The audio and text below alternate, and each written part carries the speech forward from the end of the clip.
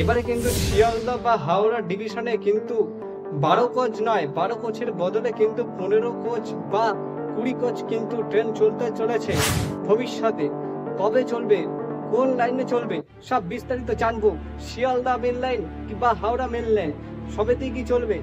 ভিডিওটিতে লাইক করে দিন, চ্যানেলে নতুন হয়ে থাকলে অবশ্যই সাবস্ক্রাইব করে নিন। আর প্রতিনিধির থেকে আমরা শুনে নেব। রেলমন্ত্রী অশ্বিনী বৈষ্ণব দাবি করেছেন শিয়ালদা বা হাওড়া যতগুলো মেন লাইন লোকাল চলে 16 বা 20 কোচের লোকালগুলো বাড়ানো হবে। দাবি করেছেন অশ্বিনী বৈষ্ণব ব্র্যাটি ক্রিয়েশন ব্র্যাটি থেকে।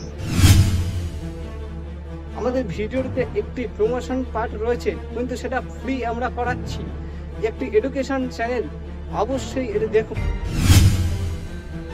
সো হ্যালো ফ্রেন্ড, মানে আমার চ্যানেলটা যে জিনিসটা নিয়ে সেটা হচ্ছে ইংলিশ ক্রিয়েশন।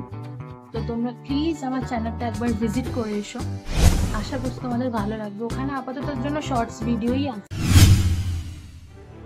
তো আমাদের প্রতিনিধির থেকে আপনাদের শুনে বা প্রতিনিধির থেকে এই 15 কোচের যে লোকাল ট্রেন চলবে, 15 বা 16 কোচ বা 20 কোচ যে ট্রেন চলবে, এটি আপনাদের কতটা সুবিধা হবে? তাহলে কি যাত্রী ভোগান্তি কমবে?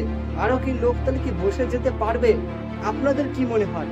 অবশ্যই শিয়ালদা বনগাঁ লোকালের মতন যে লোকালগুলি রয়েছে, বা শিয়ালদা ডিভিশন বা হাওড়া ডিভিশনের যে কট লাইন লোকাল বা মেন লাইন লোকাল, যে তারকেশ্বর লোকাল বা অন্য লোকাল বর্ধমান লাইনের লোকাল, এগুলোতে কি ভিড় কমবে?